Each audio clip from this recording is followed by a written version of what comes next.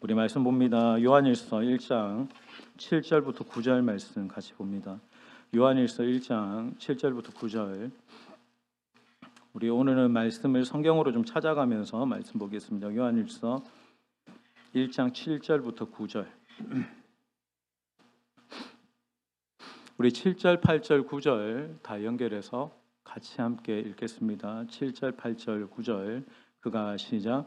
그가 빛 가운데 계신 것 같이 우리도 빛 가운데 행하면 우리가 서로 사귐이 있고 그 아들 예수의 피가 우리를 모든 죄에서 깨끗하게 하실 것이요 만일 우리가 죄가 없다고 말하면 스스로 속이고 또 진리가 우리 속에 있지 아니할 것이요 만일 우리가 우리 죄를 자백하면 그는 밉보시고 의로우사 우리 죄를 사하시며 우리를 모든 불의에서 깨끗하게 하실 것이요. 아멘. 우리 계속 설교하는 중에 말씀은 좀 찾아가면서 말씀을 같이 보도록 하겠습니다. 여러분, 성경에서 말하는 가장 위대하고 능력 있는 단어가 두 개가 있는데 하나는 예수의 이름이고 또 한 가지는 예수님의 보혈입니다. 아멘이십니까? 하나님이 우리에게 부여해 주신 가장 놀라운 능력은 예수의 이름의 능력이고 또 주님의 십자가의 보혈의 능력입니다. 그래서 여러분, 우리가 말에나 일에나 모든 것에 가장 먼저 앞세워야 될 게 예수의 이름으로 말하고 예수의 이름으로 감사하고 예수의 보혈을 선포하면서 내 안에 찾아오는 무력감, 우울감, 그런 영적인 공격들에 대해서 예수의 보혈의 이름을, 보혈의 효력을 주장하는 거죠. 제가 몇 년 전에 한 영적으로 문제가 있는 사람을 기도해 준 적이 있습니다.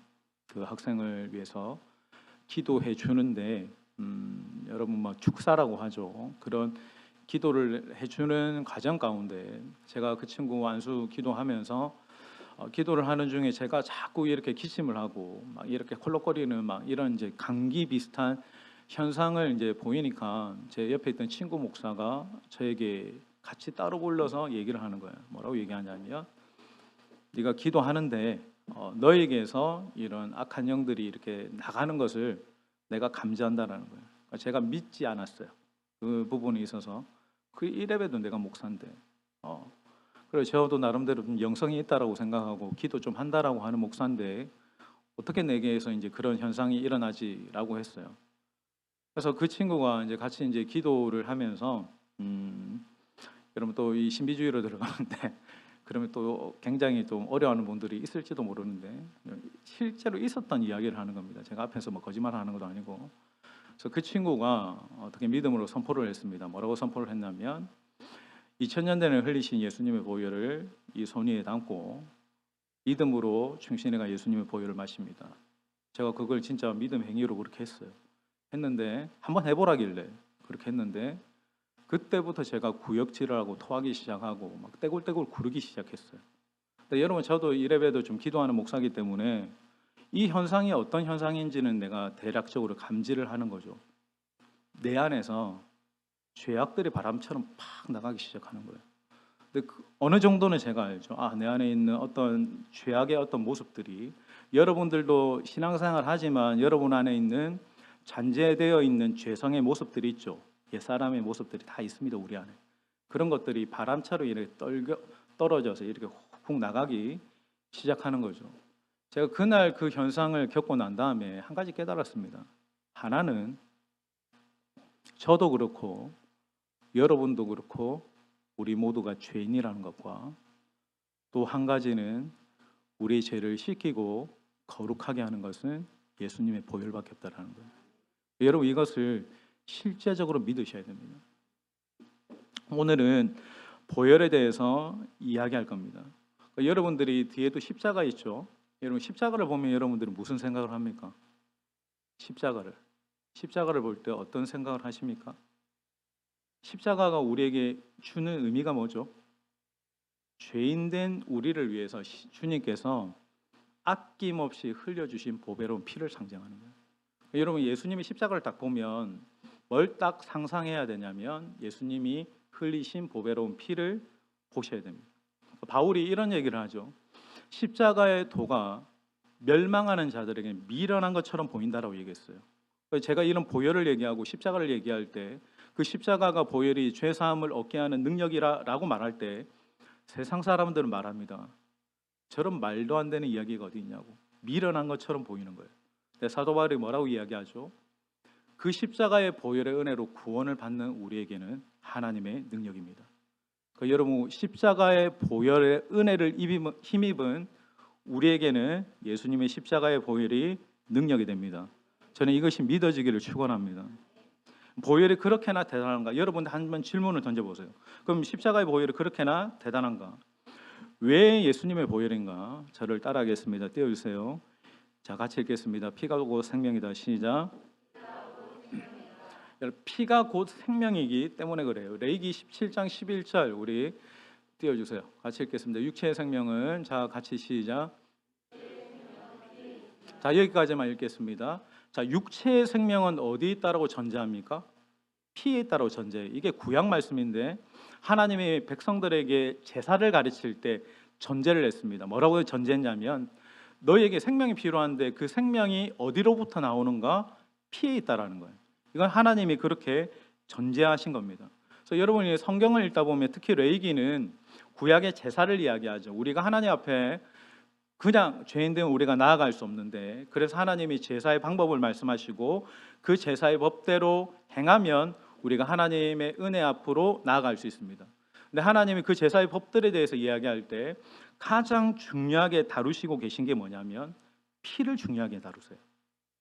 네가 고기는 먹을 수 있지만 피는 먹어서는 안 된다. 피를 왜 우리가 먹으면 안 되죠? 피는 생명이기 때문에 하는 거예요. 근데 여러분 우리는 피를 생각하면 별로 그렇게 피를 썩 좋아하지는 않습니다.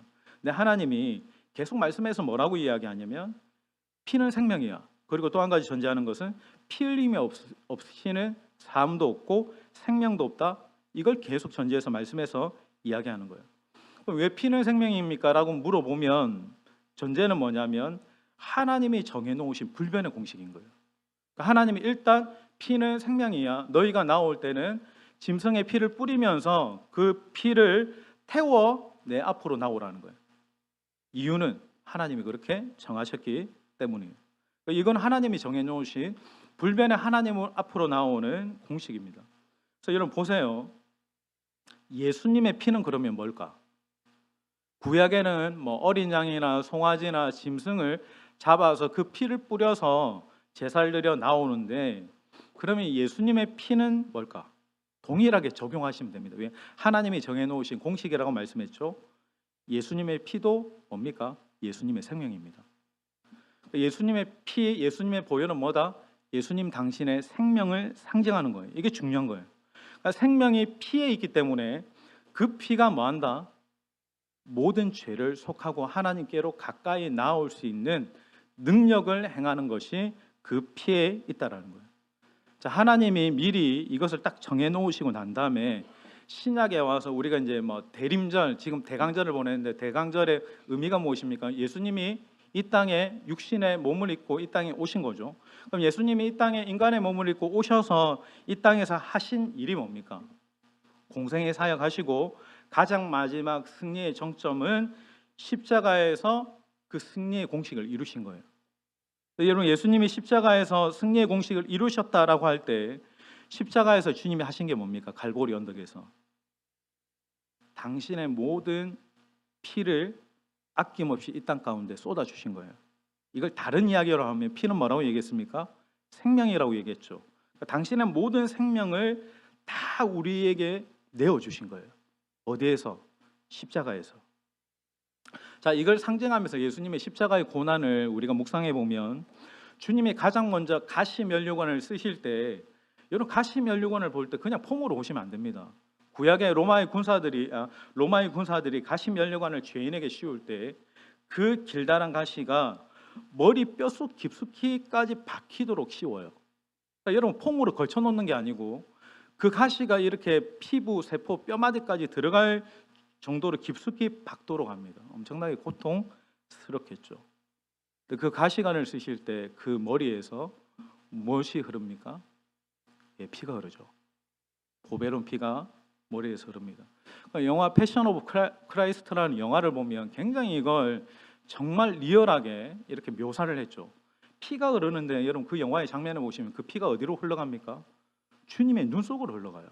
주님의 피가 완전 이 충혈되어서 터질 듯이. 그리고 이렇게 머리 끝으로 해서 흘러내리기 시작하죠. 얼굴 전체에 흘러내리셨습니다. 자, 그리고 난 다음에 예수님의 손과 발에 십자가를 못이 박혀지죠. 못이 박혀질 때 그 손과 발에서 상징하는 것은 그 많은 피가 흘려지기 시작합니다. 그러니까 여러분, 예수님의 십자가를 딱 보면 머리에서부터 손 발끝까지 보혈이 계속 흘려지는 거예요. 자, 십자가의 마지막에 로마 군사가 예수님이 숨지신 것을 보고 마지막으로 로마 군사가 행한 것이 무엇입니까? 군사가 가진 그 창으로 주님의 옆구리를 찌릅니다. 찔렀을 때 말씀에서 뭐라고 이야기하냐면 예수님의 몸속에 있었던 마지막까지 남겨진 물과 피가 함께 다 쏟아졌다라고 말씀이 설명을 해요.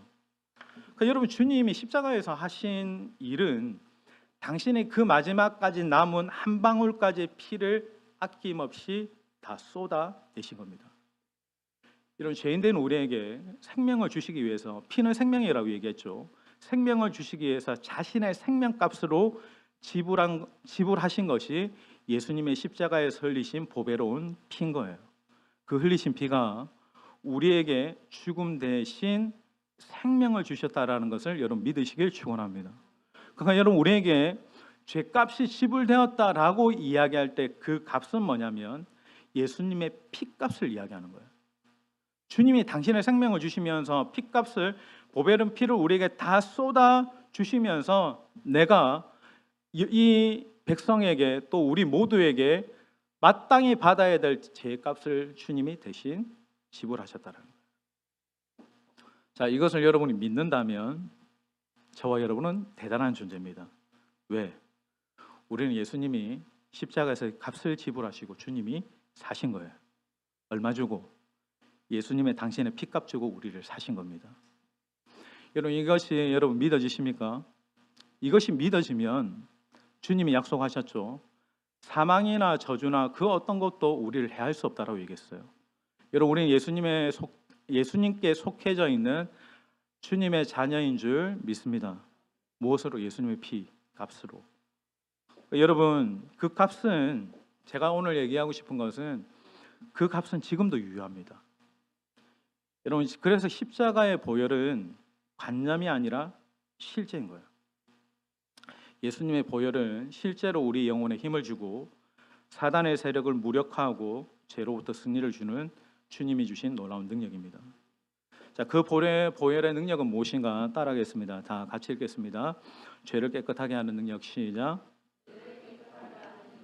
자, 요한일서 1장 7절 말씀 같이 봅니다. 그가 빛 가운데 계신 것 같이. 시작. 그가 빛 가운데 계신 것 같이 우리도 빛 가운데 행하면 우리가 서로 사귐이 있고 그 아들 예수의 피가 우리를 모든 죄에서 깨끗하게 하실 것이. 여기 말씀해 보면 그 아들 예수의 피가 우리를 모든 죄에서 깨끗하게 하실 것이다 라고 얘기했습니다. 여러분, 이 말씀이 정확하게 주님이 요한을 통해서 하신 말씀입니다. 이 말씀을 믿으시길 주님의 이름으로 축원합니다. 그럼 여러분, 그 아들 예수의 피가 우리를 모든 죄에서 깨끗하게 하셨다라고 하는 것을 믿는다면 여러분 보세요. 죄라는 것은 내가 슬퍼하고 애통하고 후회한다라고 해서 사라지는 게 아닙니다. 죄라는 것은 뭐 오체투지처럼 내가 고행을 한다라고 해서 이 죄의 문제가 해결되는 게 아니에요. 내가 선한 일, 착한 일, 봉사를 한다라고 해서 죄가 사라지는 게 아닙니다. 여러분, 죄가 사라지고 정결하게 되는, 내 죄의 사함을 받게 되는 유일한 것은 오직 예수의 피밖에 없음을 믿습니다. 예수님의 십자가의 보혈이 내 모든 죄값을 지불했다라는 믿는 믿음으로 우리는 사함을 받는 거예요. 다시 한번 제가 얘기합니다. 어렵습니까? 죄가 사라지고 정결하게 되고 사함을 받게 되는 유일한 것은 오직 어린 양 예수님의 피밖에 없음을 믿습니다. 여러분, 둘째, 보혈의 능력은 둘째 한번 같이 읽겠습니다. 안 적혔나요? 우리 같이, 셋째입니까? 예. 시작. 여러분, 보혈은 죄의 모든 충동과 유혹으로부터 승리케 하는 능력이 있습니다. 자, 1장 7절 제가 읽습니다. 하반절을 읽을게요. 그 아들 예수의 피가 우리를 모든 죄에서 깨끗하게 하실 것이다. 여기에 깨끗하게 하다는 말이 카리조라는 말인데 현재형이에요. 무슨 말이냐면 예수님의 보혈은 내 과거의 죄를 사하고 지금 내가 구원받았다라고 해서만 그치는 게 아니라 지금 내가 살아가는 내 삶의 현장 속에서 일어나는 모든 죄의 충동과 모든 죄의 유혹으로부터도 우리를 지켜주고 그 죄로부터 승리케 하는 능력이 예수님의 보혈에 있다라는 거예요. 현재성이라는 거예요. 이런 많은 경우에 우리가 예수님의 보혈과 그 십자가의 능력을 정말 조금밖에 사용하지 못하고 있습니다. 내 과거의 죄만 사함받았다라고만 생각하는 것, 여러분 착각입니다. 우리는 수시로 유혹을 받습니다. 죄의 유혹을 받죠. 음란의 유혹도 받고 여러 가지 유혹들을 받습니다. 여러분, 내가 죄의 유혹들을 받을 때 자꾸만 우리가 유혹들이 밀려오죠. 이렇게 막 밤에 홀로 있을 때 청년들은 정욕을 이기지 못하고 그런 음란의 유혹들도 받기도 하고 여러 가지 그런 어떤 묘한 어떤 유혹들이 밀려올 때 여러분 우리가 어떠합니까? 자꾸만 그걸 받아들이잖아요. 그 죄에 대한 어떤 감정과 그 기분을 유지하려고 하는 어떤 우리의 어떤 것들이 있습니다. 받으시면 안 돼요. 무슨 말이냐면 그걸 거절할 수 있어요. 내가 그런 음란한 생각이나 또 여러 가지 어떤 죄의 유혹으로부터 내가 그게 생각이 들어오고 감정이 들어올 때 내가 거절할 수 있다고. 이런 죄의 충동이 밀려올 때마다 예수의 이름으로 거절해 보세요. 거절됩니다. 제가 20대 때 많은 그런 유혹들이 있었죠. 젊은 혈기에 그런 수많은 어떤 유혹들이 없지 않겠죠. 그런 많은 유혹들이 있을 때마다 자주 넘어졌습니다. 넘어지면 나중에도 얘기하겠지만 우리가 정말 거룩하고 성결하게 살고자 하나님께 열심할 때 여러 대적들이 그냥 가만히 두지는 않습니다. 여러 가지 어떤 생각으로 감정으로 이렇게 유혹들이 밀려올 때 내가 그 유혹이 휩쓸려 가지고 넘어질 때 또 같이 들어오는 게 정죄와 참소 그런 마음들이 이렇게 확 밀려오죠. 근데 여러분, 제가 어느 순간에 이 부분에 있어서 극복하게 된 계기가 있습니다. 저는 그렇게 의지가 강한 사람이 아닙니다. 좀 감정적이고 그런 어떤 이 기분을 많이 타는 사람이거든요. 근데 제가 이 이야기를 어디 설교에서 한번 듣고 내가 그걸 거절할 수 있다라는 걸 알았어요. 내가 이런 기분이나 이런 유혹들을 안 받을 수 있다라는 것을 제가 알고 정보를 이제 듣고 어떻게 했냐면 나는 좀 의지가 박약하고 연약하고 부족하지만 여러분 두 가지 우리에게 있는 능력이 있다고 얘기했죠. 뭐라고 얘기했어요? 첫 번째, 예수 이름과 두 번째, 보혈의 능력. 내가 예수 이름으로 이 유혹을 안 받을 거야 라고 믿음으로 외쳤어요. 근데 신기하게도 그 담배, 그 음란, 그 죄의 유혹으로부터 이기게 되는 것을 경험했습니다. 우리는 약합니다. 연약하죠. 그러나 예수의 이름과 보혈의 능력은 위대합니다. 여러분, 예수님의 보혈이 지금 내 과거의 죄만이 아니라 내게 밀려오고 있는 수많은 죄의 충동과 유혹으로부터 정말 실질적으로 나를 지켜줍니다. 여러분, 죄의 충동과 유혹을 물리칠 수 있는 능력이 예수님의 십자가의 보혈이 된다라고 하는 것을 여러분 굳게 믿으시길 예수님의 이름으로 축원합니다. 순간순간 죄의 유혹들이 밀려올 때 여러분의 입술에 뭘 둬야 되냐면 예수의 이름을 말하는 권세를 두고 예수님의 보혈을 실제적으로 내가 믿고 선포하는 내 입이 되어야 돼요. 보혈이 나를 지켜줍니다. 예수의 이름이 나를 지켜줍니다. 아멘이십니까? 근데 그걸 다른 누가 얘기해 주는 게 아니라 내가 내 스스로 내 믿음으로 담대하게 사용하고 말할 때 말하는 내가 실제적으로 여러분 십자가 보혈의 은혜와 능력을 경험하게 되는 겁니다. 여러분, 대적들이 있다, 사단이 있다라고 전제할 때 여러분 그러면 사단이 제일 무서워하는 사람이 누굴까? 모태신앙, 교회 오래 다닌 사람 아닙니다. 목사 아닙니다. 장로, 권사 아닙니다. 정말 안타깝게도 아닙니다. 제가 경험한 바로는 아닙니다. 사단이 제일 무서워하는 사람, 사단이 대적이 두려워 떠는 자는 예수의 보혈의 능력을 알고 그 예수의 피를 실제적으로 자기 삶에 적용하는 사람이에요. 예수님의 보혈을 믿음으로 선포하는 거예요. 삶의 모든 영역에 있어서 예수의 이름과 예수의 보혈로 완전 최적화되어서 살아가기 시작할 때 여러분 대적들이 두려워 떱니다. 저는 여러분의 주변에 있는 대적들이 여러분의 입술의 권세로 말미암아 두려워 떨게 되기를 예수님의 이름으로 축원합니다. 그리고 저는 우리 하나님께 모든 성도들이 예수님의 십자가의 보혈의 능력을 알고 날마다 우리의 삶의 현장에서 보혈을 선포함으로 그 능력으로 승리하는 저와 여러분이 되길 주님의 이름으로 축원합니다. 자, 세 번째로 왜 보혈의 능력인가 따라합니다. 같이 읽겠습니다. 시작. 자, 우리 계시록 12장 10절 말씀 있죠? 자, 우리 같이 읽겠습니다. 또 내가 들으니 시작. 우리 하나님의 구원과 능력과 나라와 또 그의 그리스도의 권세가 나타났으니 우리 형제들을 참소하던 자 곧 우리 하나님 앞에서 밤낮 참소하던 자가 쫓겨났고. 자, 여기 보면 사단을 어떤 자라고 얘기합니까? 뒤에 하반절에 보면 우리 형제들을 참소하는 자라고 얘기하죠. 그러니까 밤낮으로 쉬지 않고 하나님께 또 나에게 참소하는 자가 쫓겨났다라고 이야기합니다. 여러분, 사단은 어떤 자냐면 참소하는 자, 밤낮으로 참소하는 자. 여러분, 우리가 예수님의 십자가의 은혜로 구원받았고 하나님의 자녀가 되었고 우리가 새로운 피조물이 되었지만 그럼에도 우리 안에 무엇이 남아있습니까? 여전히 죄의 성이 남아있죠. 내가 거룩함 받았다, 너 예수님의 십자가의 보혈로 의롭다 함을 받았다라고 하지만 여전히 내 안에 죄의 성이 남아있어요. 죄의 성질, 죄의 기질이 남아있는 거예요. 옛사람의 어떤 내가 행했던 죄의 스토리의 감각과 기억들이 아직까지 남아있는 거예요. 그래서 여러분, 그 죄성과 죄의 기질 때문에 여전히 또 넘어질 수 있는 거예요. 죄를 지을 수 있는 거예요. 나는 예수 믿었는데 왜 또 습관적으로 이렇게 죄를 짓지? 죄의 성과 죄의 기질에 내가 자꾸 이렇게 묶이기 때문에 그런 겁니다. 근데 여러분, 우리가 죄를 지을 때마다 찾아오는 불청객이 있죠. 사단입니다. 사단이 와서 여러분 어떻게 합니까? 참소하죠. 어떻게 참소하던가요? 네가 그러고도 목사냐? 저도 자주 듣습니다. 네가 정말 믿는 사람이냐? 네가 취한 죄가 이렇게 많은데 하나님이 어떻게 너를 사랑할 수 있냐? 용서할 수 있냐? 이런 방법으로 사단이 참소합니다. 귀로도 생각으로도 그런 것들을 계속 집어넣죠. 여러분, 제가 청년 사역도 하고 여러 가지 또 다른 교회 청년들도 상담하고 이렇게 하면서 대부분의 청년들이 가지고 있는 전제가 있습니다. 그게 뭐냐면 낮은 자존감입니다. 나는 할 수 없다. 나는 부족해. 나는 사랑받을 만한 자격이 별로 없어. 나는 별로 잘할 수 있는 게 없는 것 같아. 자존감이 너무 낮은 거예요. 공부를 잘하는 애든지 뭐 이렇게 뭐 부한 애들인지 다 상관없이 자존감이 낮아요.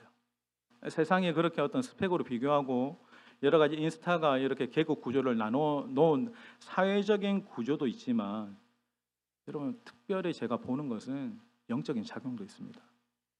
그 친구들이 보고 듣고 감각으로 익히는 것이 다 거짓 메시지인 거예요. 말씀 안 봐. 하나님은 너를 존귀한 사람이라고 얘기하고 내가 너를 향한 계획이 있다라고 얘기하고 내가 너를 지명하여 불렀다라고 얘기하고 내가 너를 향한 거룩한 뜻이 있다라고 얘기하는 말씀의 어떤 이 하나님의 메시지를 듣지 않고 세상적인 어떤 가치로 나를 보니까 내가 별 가치가 없는 존재처럼 보여지는 겁니다. 정말 안타까운 것은 우리가 그렇게 알게 모르게 세상의 어떤 채널들을 통해서 계속 이런 것들을 받아들이죠. 여러분, 내가 이 참수를 받아들이게 되면 일어나는 현상이 있습니다. 계속 그런 부분에 이렇게 무감각해지고 자존감이 낮아지고 빠지게 되면 일어나는 특징이 은혜의 보좌 앞으로 나아가지 못합니다. 여러분, 사단의 참소 정죄에 묶이게 되면 딱 우리의 입술이 닫혀지게 됩니다. 기도의 입술이 열리지 않아요. 하나님을 높이는 찬양의 입술이 열리지 않습니다. 하나님께 더 가까이 나아가고자 하는 우리 열망과 열정이 식어집니다. 저는 오늘 이 시간 여러분의 닫혀진 입술이 보혈의 능력으로 열려지게 되기를 주님의 이름으로 축원합니다. 마음껏 하나님을 향해서 선포하시고 담대하게 기도하십시오. 하나님의 말씀을 여러분의 입술에서 떠나지 말게 하고 하나님의 약속과 말씀을 믿음으로 선포하는 자가 되기를 예수님의 이름으로 축원합니다. 여러분, 그 말씀이 그 하나님이 주신 언어가 여러분의 죽어가는 영적인 감각을 다시 한번 회복케 하고 살리게 하는 거예요. 보세요. 계시록 12장 11절 한 번 더 읽겠습니다. 11절 내가 또 들으니 그 다음 절 11절 없습니까? 그럼 11절 찾아봅니다. 자, 계시록 12장 11절.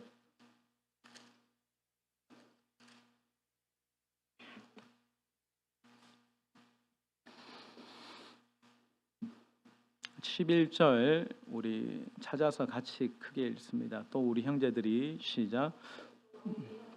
다 같이 읽겠습니다. 자, 우리 다 찾으셨죠? 11절 같이 읽겠습니다. 시작. 또 우리 형제들이 어린 양의 피와 자기들이 증언하는 말씀으로써 그를 이겼으니 그들은 죽기까지 자기의 생명을 아끼지 아니하였도다. 자, 여기 보면 밤낮 참소하는 자가 쫓겨났는데 11절에 무엇으로 그를 이겼다라고 얘기합니까? 어린 양의 피와 자기들이 증언하는 말씀으로 이겼다라는 거예요. 우리 형제들이 어떻게 이런 참소하는 자를 이겼는가?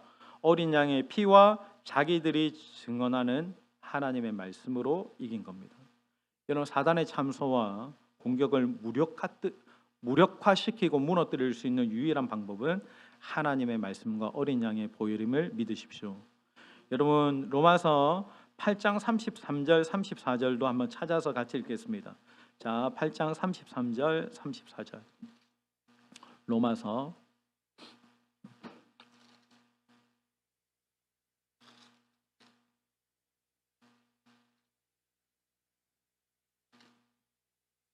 33절 34절.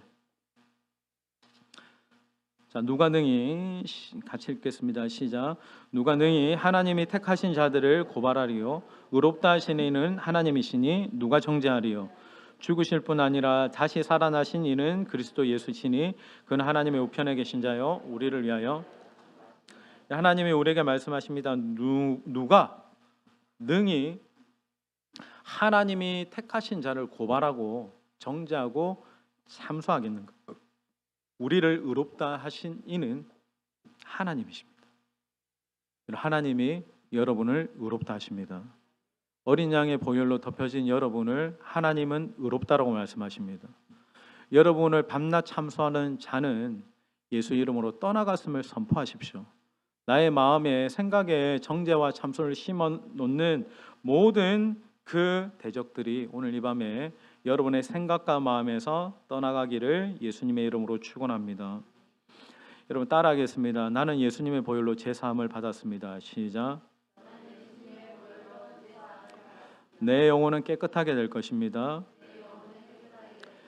예수님이 채찍에 맞음으로 나는 나음을 입었습니다. 한번 크게 한번 선포할까요? 내가 예수 이름으로 명하노니 나의 영혼은 깨어날지어다. 시작. 아멘이십니까? 오늘 제가 여러분들에게 선포합니다. 내가 예수 이름으로 명하노니 우리 화명의 모든 잠자던 영혼들은 깨어 일어날지어다. 내가 예수 이름으로 명하노니 정죄와 참소에 묶여있고 눌려있는 모든 영혼들에게 예수 이름으로 명할 때 참된 자유와 회복과 승리의 역사가 일어날지어다. 이런 계속 여러분 자신이 그렇게 선포하셔야 됩니다. 단임 목사가 대신 선포하는 것이 아니라 여러분이 보혈의 능력과 십자가의 능력을 믿고 담대하게 선포하십시오. 여러분을 괴롭히던 모든 대적이 떠나갔음을 예수 이름으로 선포합니다.